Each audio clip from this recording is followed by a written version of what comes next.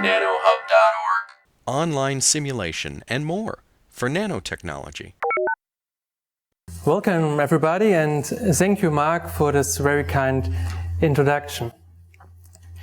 What we are going to do is, as Mark already told you, we are going to talk about the high frequency application of carbon nanotube transistors. This is a quite large topic, and that's why I got the chance to split this presentation into two talks. Today I will talk about the fabrication, characterization and the compact model of these kinds of transistors, and tomorrow I'm going to talk about the multi-scale simulation framework we are trying to develop in our Center for Advancing Electronics, Dresden. Let me start my presentation with two claims about CNTFETs. So, analog high-frequency applications are the most suitable entry point for CNTFETs. And the second claim is that device linearity, this is a very special property of CNTFETs, is most valuable for analog high-frequency applications.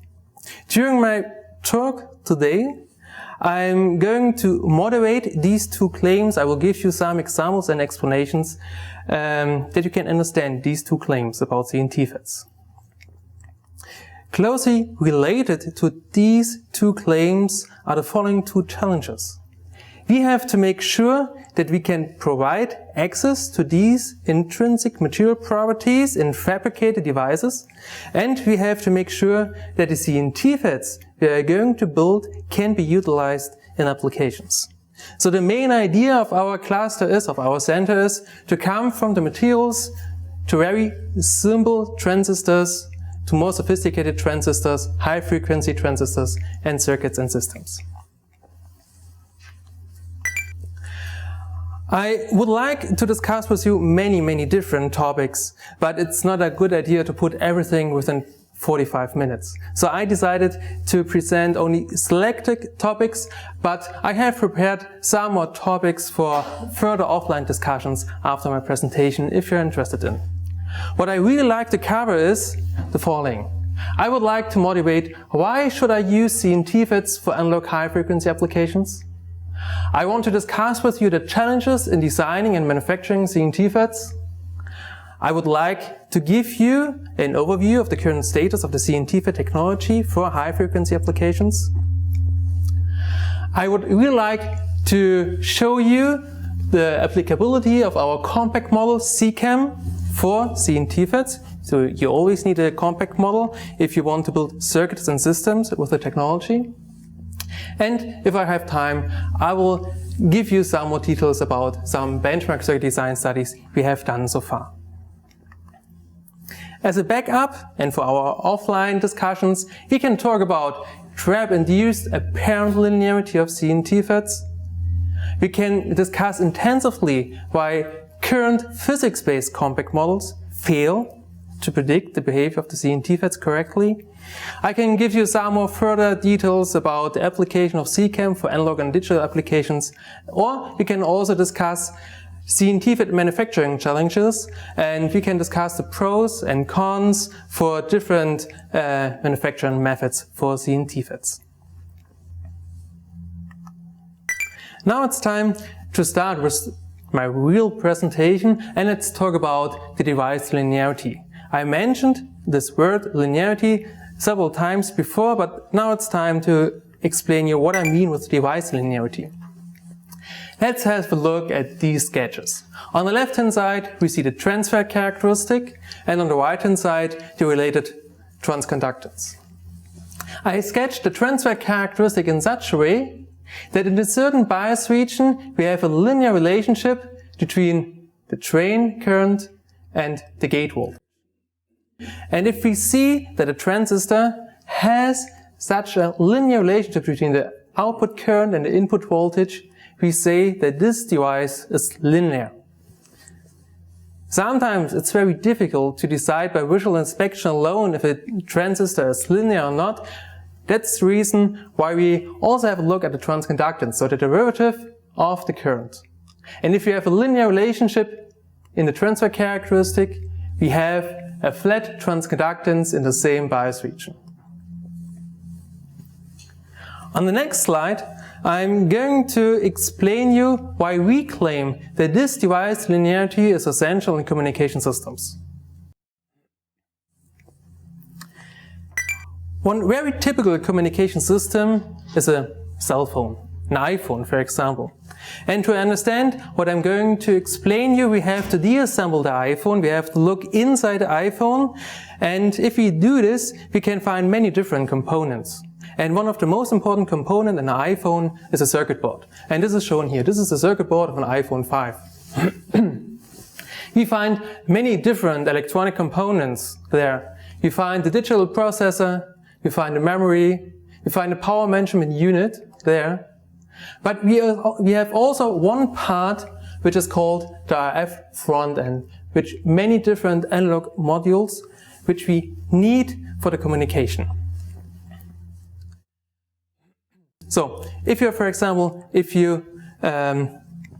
talk to somebody with your cell phone, if you download videos and you watch the videos, and if you send your photos to the cloud, all the data has to go through this RF front end.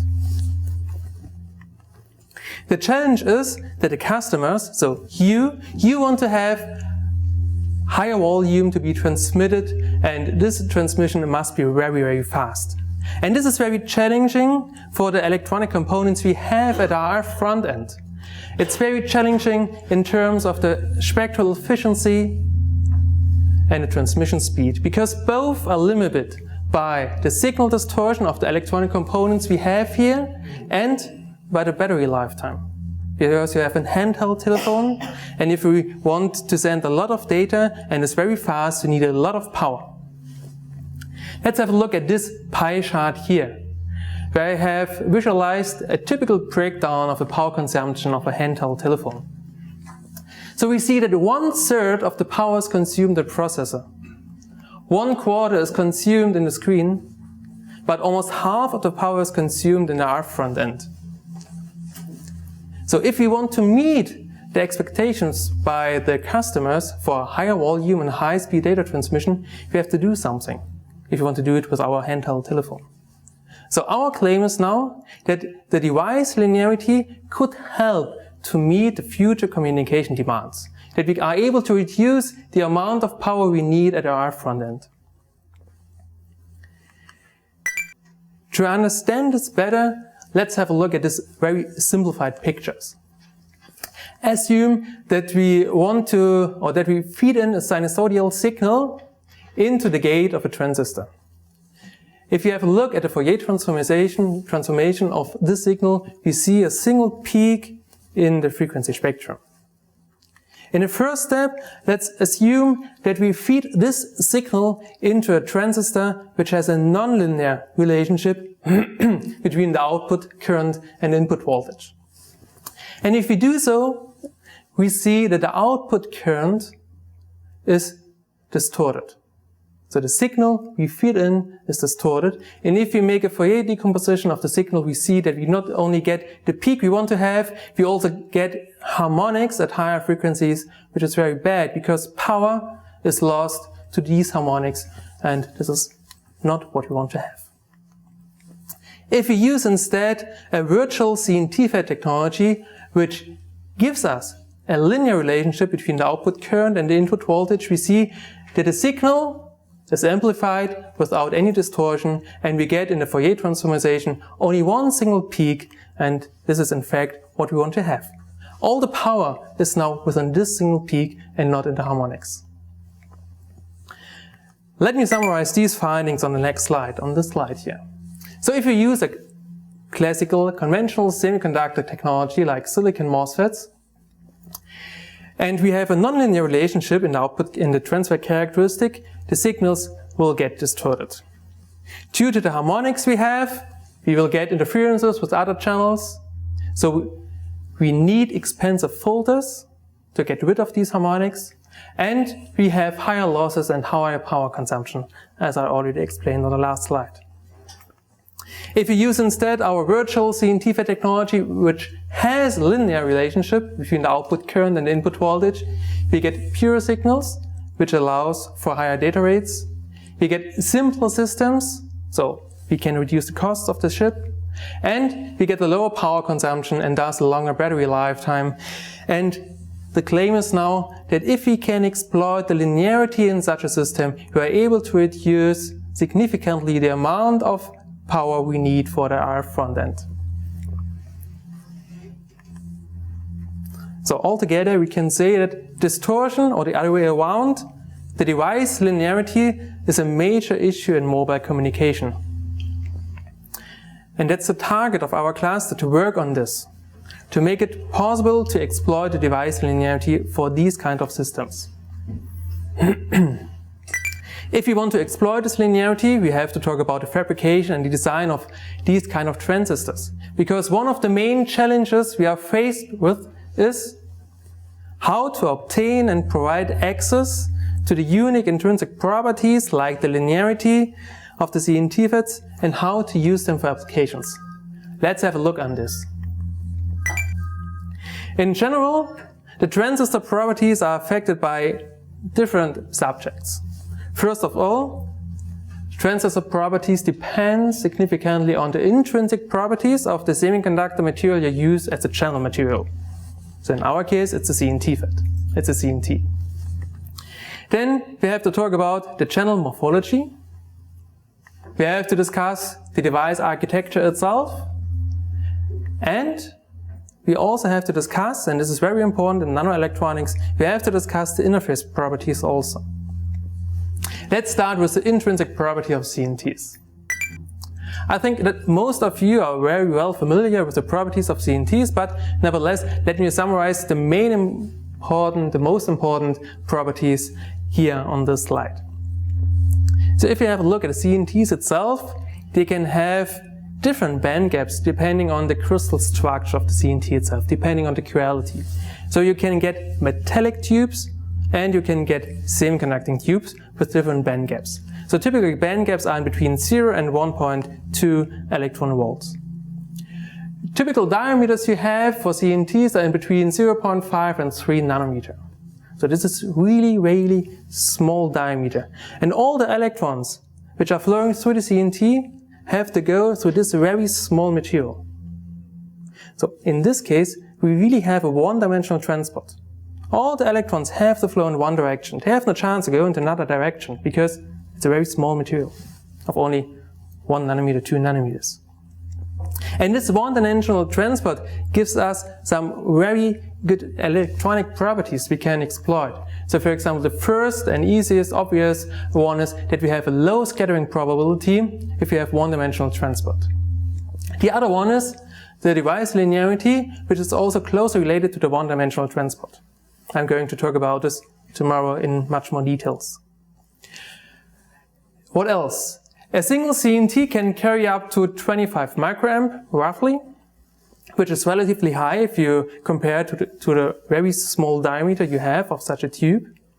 We have very low intrinsic capacitances in the range of 1 attofarad. And due to the band structure of the CNT, we can get carrier velocities up to the Fermi velocity of graphene, which is really high. And if we have a look at all these different properties, and if we summarize them, we see that there's really a high potential for high frequency applications with a significantly reduced signal distortion. Now we have to talk about the other subject, the channel morphology. So I distinguish roughly between 3 different morphologies. It's a single tube channel, where we have only one single tube in the channel. It's a multi-tube channel, where we have well-aligned CNTs and parallel in the channel. And it's a thin film channel, where we have more like a chaotic network of the CNTs lying on the substrate. Depending on the method you use to fabricate these kind of transistors, you get a single tube channel, a multi-tube channel, or a thin film transistor. I will focus on 3 different fabrication methods. So you can use CVD, chemical vapor deposition, to directly grow your CNTs where you want to have them on the wafer. You can use dielectric phoresis, DEP, to deposit the CNTs where you want to have them.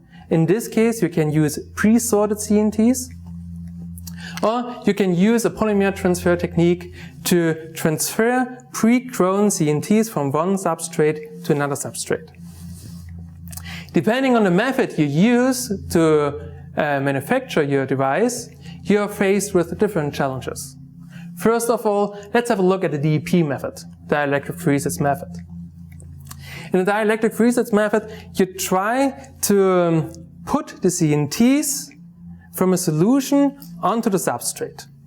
And here we have to deal with the tube placement and the tube pre-sorting. What we want to have is, for a semiconductor device, we only want to have semiconducting tubes in a channel. But as I told you before, depending on the quality, depending on the crystal structure, we can also get metallic tubes, which is not good if you want to build a transistor out of it. So we have to pre-sort the sample, we have to get rid of the metallic tubes. But now we have to consider the channel lengths we have. For example, if we restrict it to a channel length of 800 nanometer due to the lithography we need CNTs which are much longer than 800 nanometer. They must be 1.2 micrometer, for example. But if you want to pre-sort these CNTs, you have to treat them by ultrasonic. And if you treat CNTs with ultrasonic, you break these CNTs. You put defects into the CNTs, which is not good. So you have to develop smooth sorting techniques to get long pre-sorted CNTs. If you talk about CVD, we have to talk about the catalysts.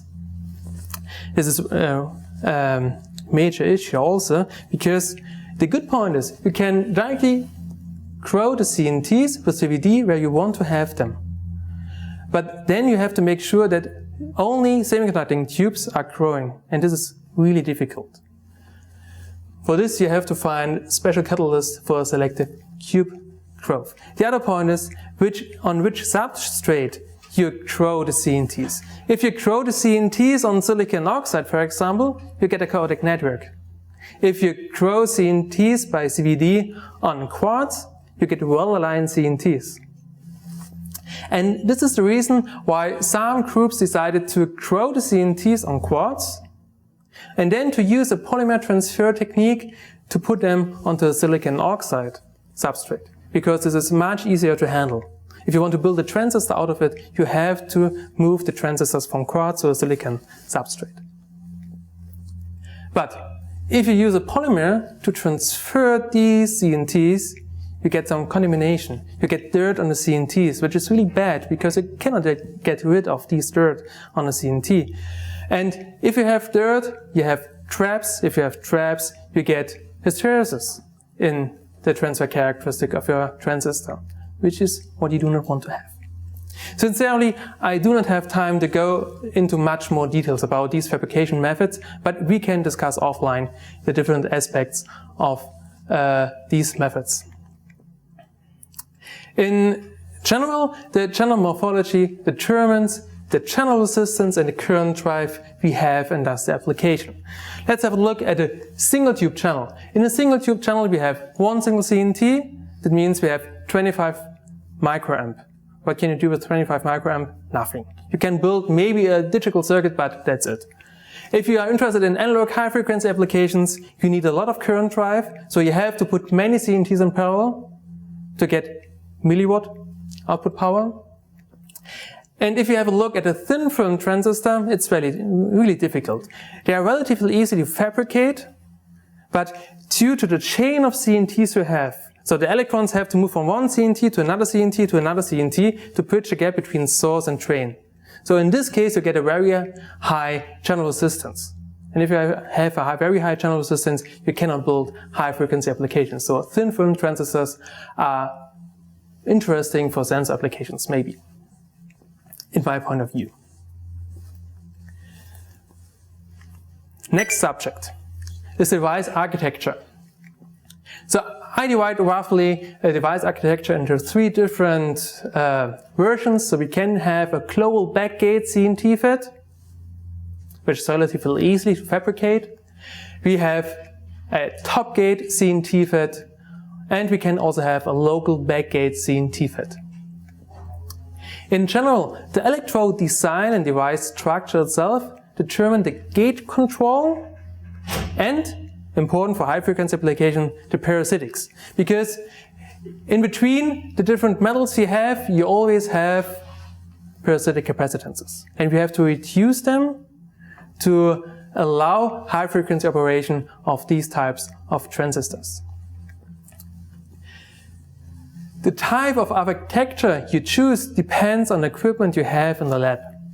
If you want to build a global backgate transistor, this is relatively easy and can be done in almost all labs. But if you are going to build local backgate transistors where the gate is buried into the substrate, this is very challenging. You need a lot of equipment, knowledge, and process modules to do this. Since we are interested in analog high-frequency applications, we have a look at our center at the top gate CNTFETs and the local backgate CNTFETs.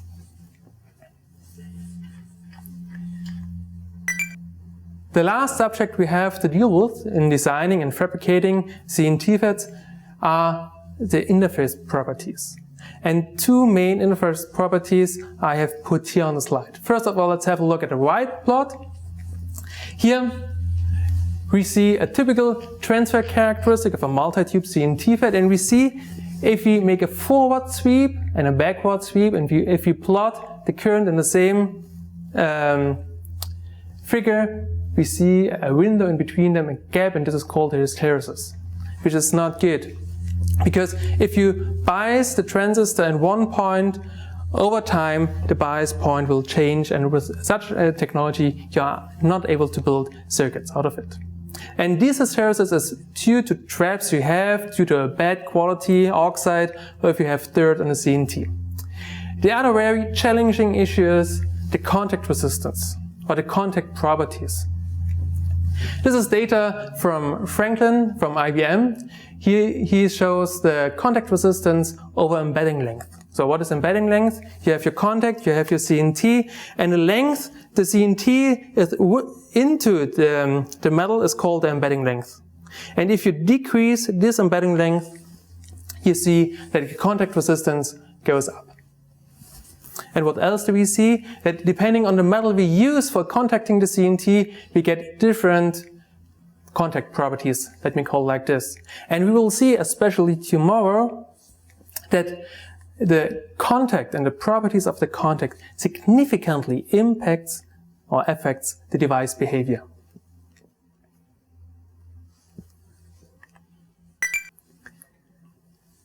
So these were some general ideas about designing and manufacturing of CNTFETs. Now let's have a look at the current status of this technology for high-frequency applications. As I told you, we are interested in analog high-frequency applications. We need a lot of current drive, we need a lot of output power. That's why we are interested in multi-tube CNTFETs. Here's a typical SEM picture, scanning electron microscopy picture of such a multi-tube, multi-finger transistor. What do we see? We see the white lines coming from the top to the bottom, and these are the gate fingers. We have a lot of them in parallel.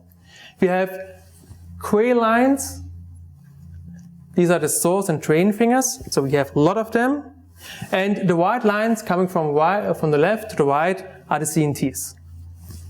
It looks like that we have a chaotic network, so similar to a thin film transistor. But this is not the case here. Because the CNTs we have here are long enough to bridge the gap between source and drain. So that's why it's not a thin film transistor. If you are interested in to build analog applications, you need around milliwatt output power. And you can get milliwatt output power of a transistor if you have 1000 to 3000 parallel tubes in the channel of your transistor. By the way, these transistors, these CNTs are grown by a CVD method here. That's why we have a chaotic-like network.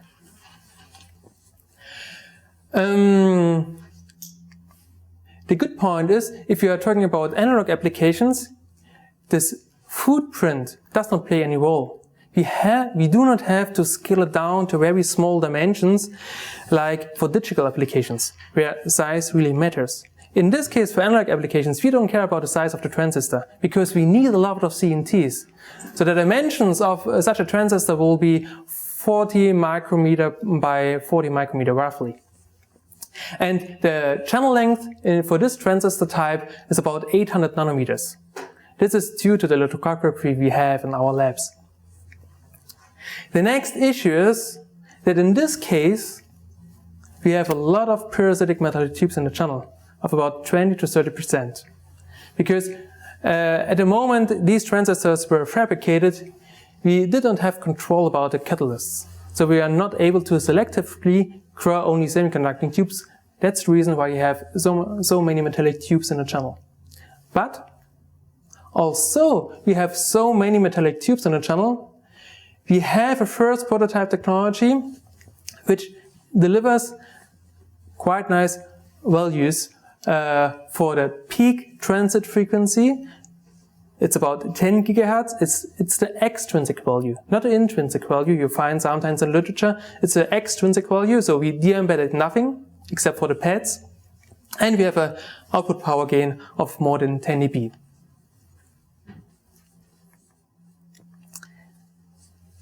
The bad message is that so far we were not able to experimentally verify that we have a good device linearity. And to my knowledge, there's no group worldwide which has shown that these transistors provide a good device linearity. But we are working on this, and tomorrow I will give you some more details about how we can achieve device linearity in CNTFETs. So, do you mean from the DC IV curves they don't look linear, or you haven't done a pulsed microwave? Yeah, from pulse measurements. Sometimes, it's a good point, it's one of my backup topics. You can see sometimes linearity in these transistors, but this is caused by the characterization method you use. You can only verify it if you use pulse measurements. What else can I say about our technology we have? So all the transistors are fabricated on a 4-inch wafer. So we have many different dies on it. On each die we have different test structures for single tube CNTFETs, for multi-tube, multi-finger CNTFETs. And we have transistors in a GSG configuration, which allows us to characterize the high frequency properties of these transistors. Now, let's have a look at the characteristics. On the left part of the slide, we see typical single tube characteristics. Here, it's a transfer characteristic where we have a current of 20 microamp roughly, 25 microamp. And we see we can switch off the device nicely. Here it's the output characteristic. We see a saturation of the current. This is quite good. But if you now have a look at the multi-tube characteristic shown on your right-hand side, what do we see? In a transfer characteristic, we are not able to switch off the device due to the high number of metallic tubes we have in the channel.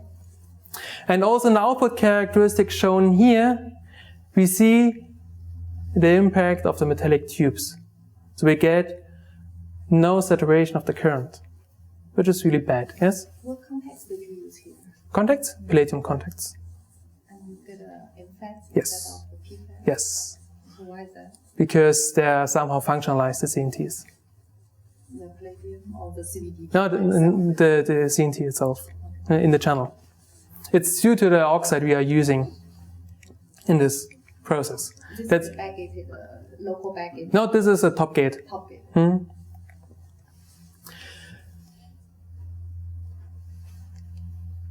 Now let's have a look at some AC characteristics. So AC characteristics, if you're interested in the high frequency characteristics of a transistors, you can only have a look at multi-tube transistors, because you have to measure them with a 50 ohm equipment.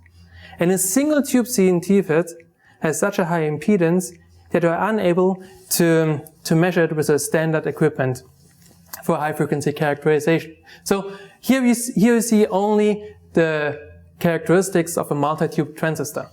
In the transit frequency, extrinsic values, we see that this transistor have roughly 7 gigahertz, and the maximum oscillation frequency is also about 7 gigahertz.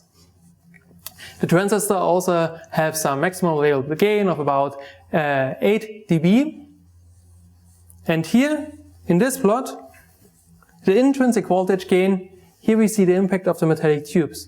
The intrinsic voltage gain is only about 2.2, which is really, really low.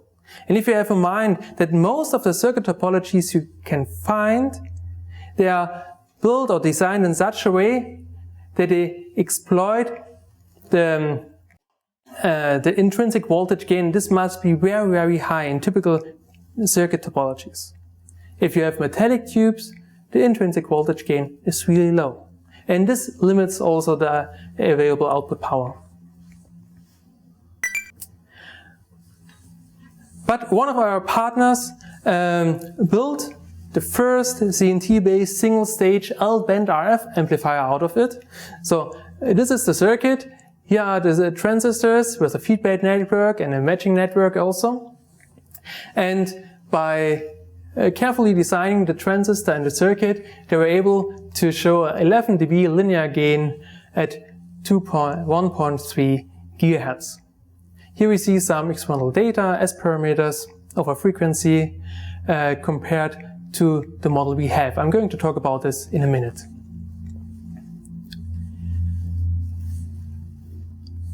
I hope that the data I have shown you not convinced you, but gave you an idea why we want to use these CNTFETs for analog high-frequency applications. The technology is there. We have to work on the metallic tubes, we know this, and we are working hardly on this to get rid of the metallic tubes. That's not an easy task. And yeah, but we can build right now analog applications with this kind of transistor. Nobody asked me how can I build a circuit out of a transistor which cannot be switched off. So, but if you have a look at analog applications, you do not have to switch off the transistor. If you use, for example, this transistor for small signal amplification, for a low noise amplifier, you bias the transistor in one single bias point and you do not have to switch off this transistor. So you do not have to get rid of the metallic tubes. That's why we are able to build right now analog applications out of it.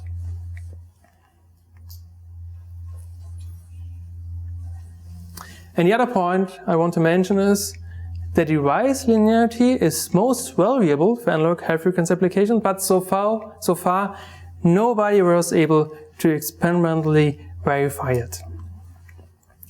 That's why we need something with which we can project the performance of a circuit when we can get rid of metallic tubes. What happens with the properties, with the performance of a circuit if we can get rid of the metallic tubes? And this can be done by a compact model.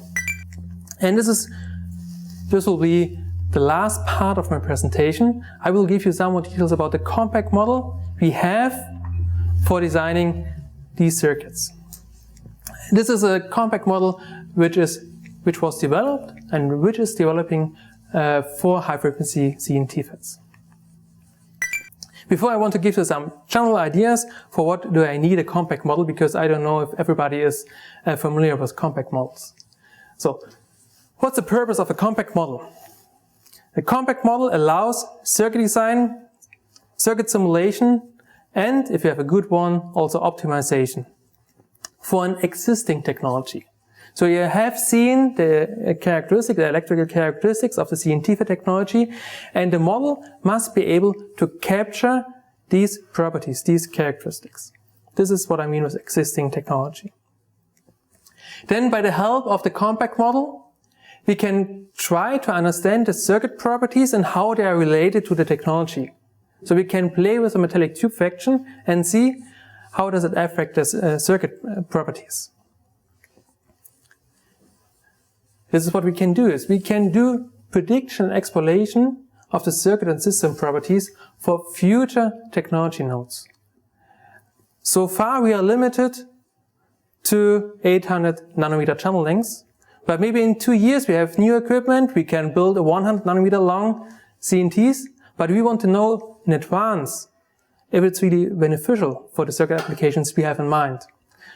This can be done with a well-designed compact model also. And it gives some nice feedback for the technology development, because we see which technology parameters must be improved to boost the circuit performance. What about the state-of-the-art and compact models for CNTFETs? So most compact models you can find in literature are designed for digital applications, so for beyond CMOS applications. And they are restricted to nanoscale channel lengths. In our case, we have 800 nanometer long channels. So we need a different type of model. Most of the models you can find are restricted to single tube CNTFETs and low voltages. If we are talking about analog applications, we have to talk about high voltages, because we need power to drive the antenna of our mobile phone. Most of the formulations you can find are focusing on describing the DC behavior alone, not the AC behavior. But if you're interested in high frequency application, you have to know the AC capability of your transistor. You have to predict it, also for circuit design.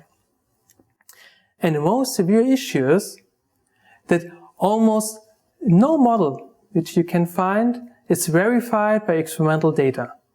There's a lot of experimental data available in the literature, and we have our own transistors.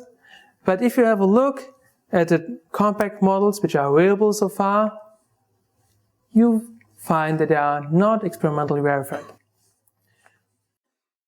So you see, there's only a little emphasis on multi-tube high-frequency analog applications. We have to do something, and we did something. We developed our own model for multi-tube high-frequency transistors. If you want to build a model, a compact model for multi-tube transistors, where we have semiconducting tubes and metallic tubes in the channel, where we have a lot of gate fingers and parasitics, we need an equivalent circuit which describes the behavior of the semiconducting tubes. This is the red one. We need a sub-circuit describing the metallic tubes. And we need a sub-circuit surrounding these two different types of tubes for describing the parasitics.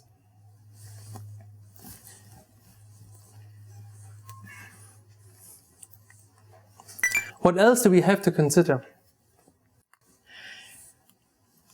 In all fabricated CNTFETs, you have Schottky-like barriers between the metal contact and the CNT. You will never get an ohmic-like contacted CNT. It's almost impossible to get it. So that's why we have to deal with Schottky barriers. The problem is, the challenge is that compact modeling and the modeling itself of Schottky barriers is really, really complicated. And so far there is no feasible physics-based model available which takes into account the Schottky barriers for the calculation of the current and the charge. So this is the reason why almost all existing compact models do not consider the Schottky barriers properly if you compare them with experiments. So this was the reason why we decided, this was another reason why we decided to develop our own compact models. And in my group we have two different models. We have a semi-physics-based compact model called CCAM, and we have a physics-based compact model called TCAM. I'm only going to focus on CCAM in this presentation here. What is CCAM? CCAM is a semi-physical, large signal, compact carbon nanotube FET model for analog high-frequency applications. What are the features of this model? This is important for the circuit designers. I hope that some circuit designers are in this room here. So, we have bias-dependent formulations for all internal elements. It's a large signal model. So you can use this model in Cadence to perform a periodic static state analysis, or you can use this model in ADS to perform a harmonic balance simulation to get into the details of the circuit and harmonics and the distortion of your circuit, for example. All equivalent circuit elements have a temperature dependence and geometry dependence. because we have to scale the dimensions, we have to change the layout of the transistor, because we have to change the gate width, we have to change the number of tubes to adjust the current level to the current level we need in our circuit. We have access to technology parameters like the fraction of the metallic tubes. With this, you can make some projections. What happens if you can reduce the number of metallic tubes? We have a noise model included, which is important for low noise amplifiers. And we also have a trap model. Because until now, all transistors or transistor technologies which you can find on the market or in the literature, you have to deal with traps. And as I told you before, if you have traps in your transistor, you bias your transistor, and after 1 minute, the bias point is not here, the bias point is here. And for small cycle applications, you see, you will get totally different behavior. And this must be captured by the model, and this can be done with a trap model we have implemented in our CCAM. CCAM is not only available in MATLAB, it's also available in Verilog R, which makes it possible to make circuit design studies with Cadence, ADS, and all the other different commercial simulators which are available so far. And the other point I want to mention is that we make use of the HiCAM infrastructure for developing and maintaining industry standard models for our model here. I don't know if you know HiCAM. HiCAM is an industry standard model for HBTs, for heterojunction bipolar transistors.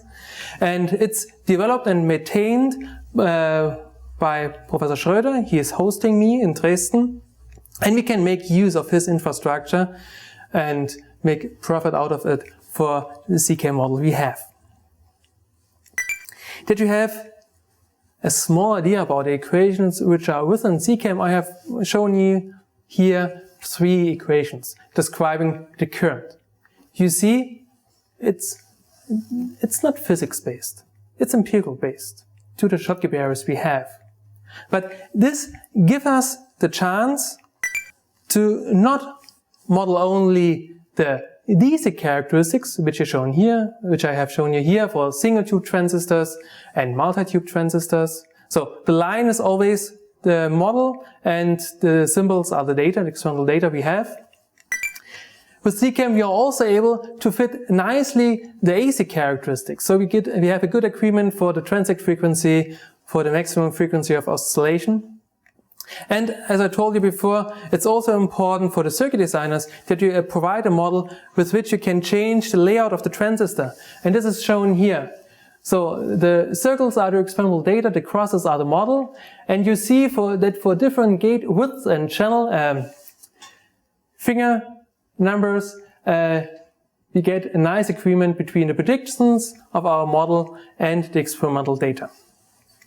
For the transconductance and the peak transient frequency shown here.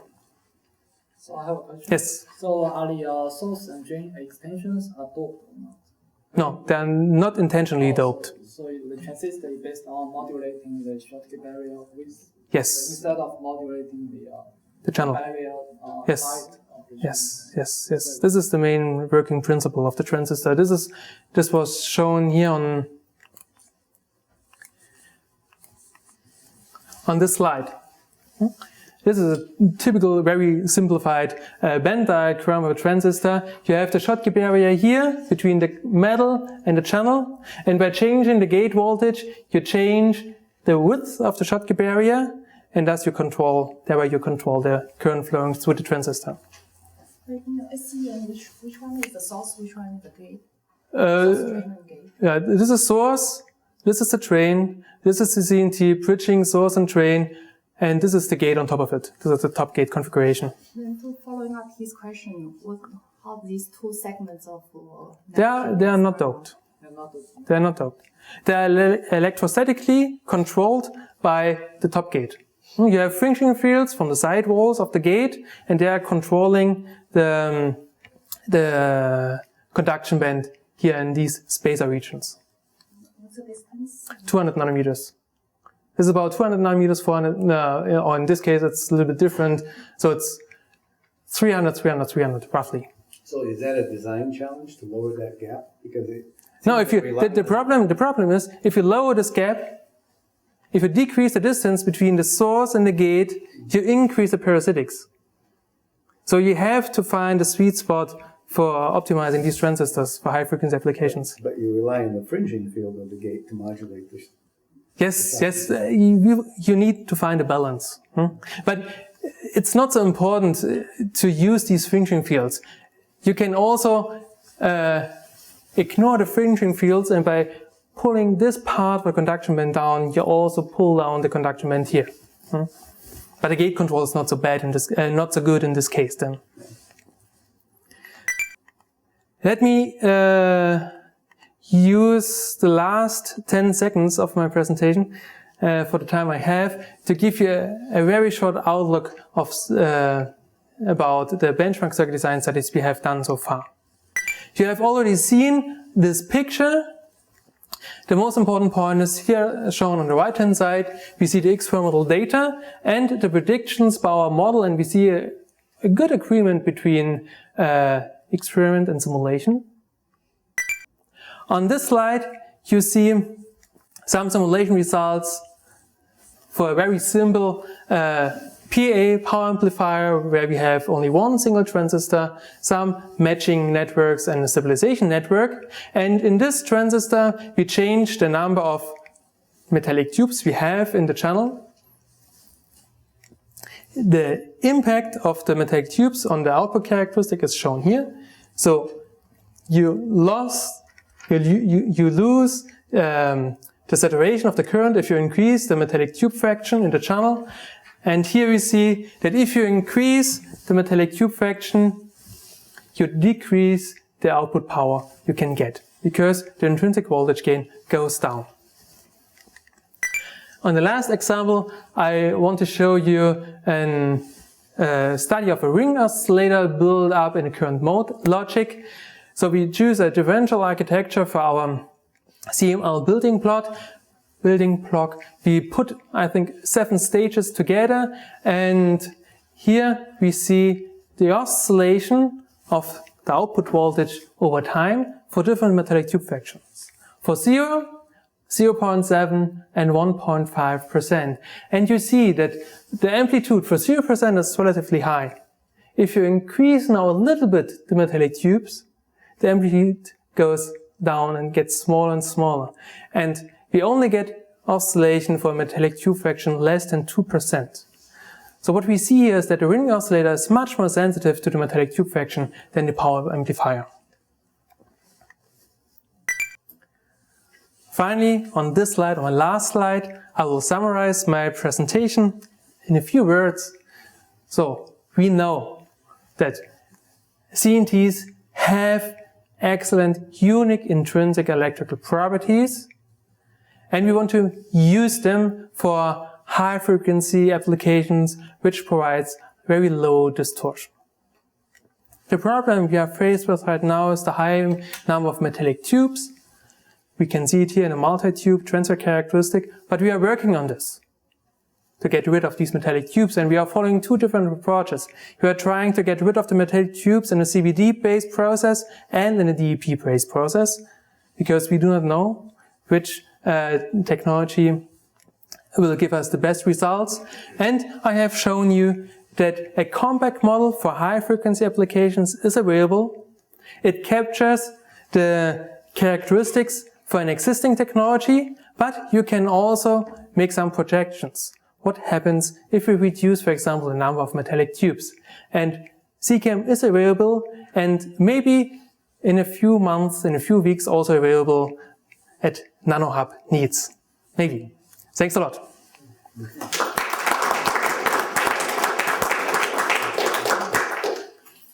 Okay, we have time for a few questions. There's one in the back row. Briefly talk about the approach to get rid of the metallic tubes. Like what kind of approach are you trying to do? Now, currently we are focusing on to find a better catalyst for the CVD-based process. So we are playing with the metal particles we are using as a catalyst. And in the DEP process, we are working on to get very smooth sorting methods, which delivers us very long tubes, only semiconducting tubes. So I read some paper about this high voltage breakdown, kind of get rid of the carbon nanotube with metallic. So why you can't apply here? Can you apply it? Yes. We have tried this to apply a very high drain source voltage while switching off the semiconducting tubes. Sometimes it's working, but it's really difficult because you have seen we have a more like a chaotic network. In this case, it's very difficult. And the other point is, we are interested in high frequency applications. And if you burn a CNT, a metallic CNT, you only burn 2 nanometers from the metallic CNT. And then you have the rest of the CNT in the channel. And you still have the parasitic capacitances due to these parts of the metallic CNTs which are within the channel. That's why burning is not an option for us. So did you consider the parasitic capacitances between different CNT tubes? Yes, yes, it's true. If the CNTs are coming very closely together, they are interacting with each other. But in these technologies, we have a tube density of around 10 to 50 tubes per micrometer. So the distance between the CNTs is very long. So they are not interacting with each other. So you talked about the impact of metallic CNTs and how they degrade your gain. Yes. So let's say you solve that problem. Yes. You still have cubes of different diameters that have slightly different Yes. properties. Yes. Is that something you can, so that red branch in your bottom right figure, that probably splits into multiple ones.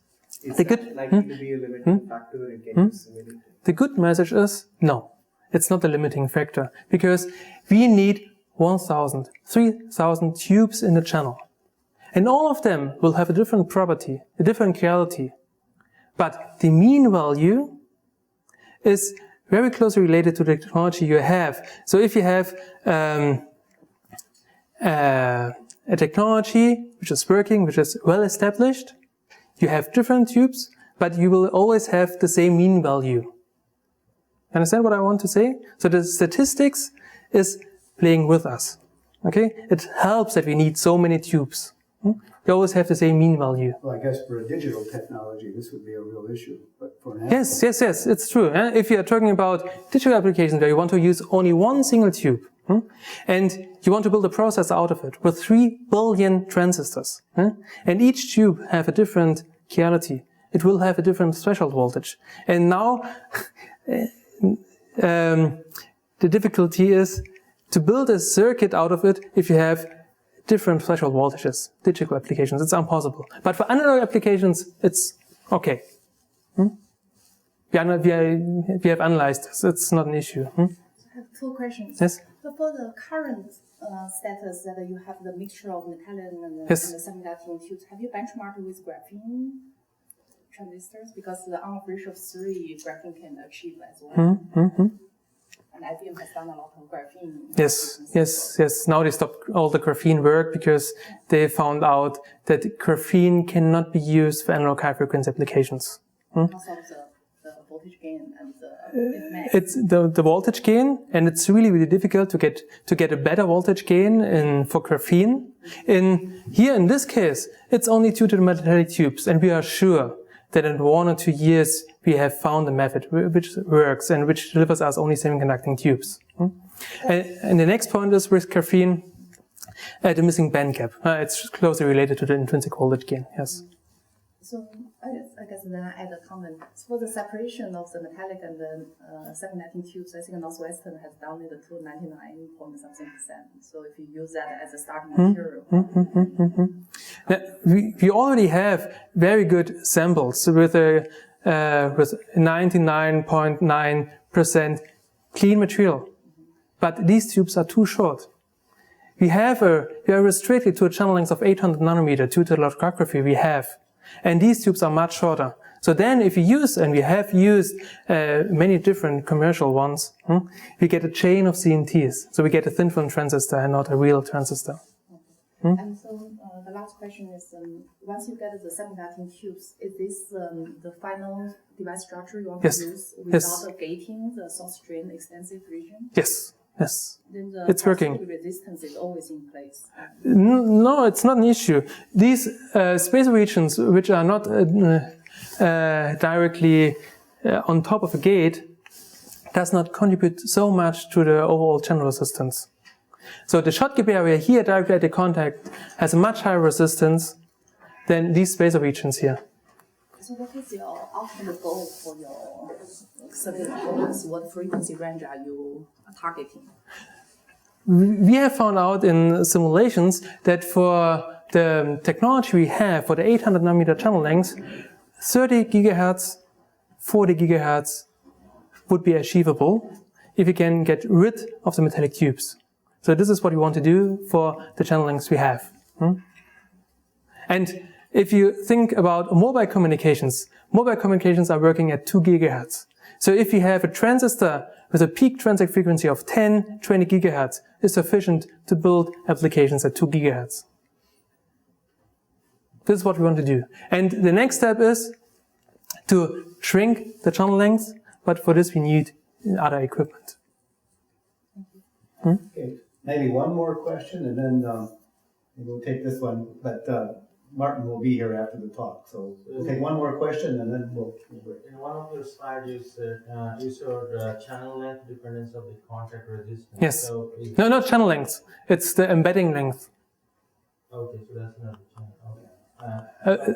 You showed that it's going from say 5 kilo per tube to say 25 kilo per tube. Right? So that is like for individual tube, or it is for the whole configuration? No, it's for an individual tube. So you extract that from the full device.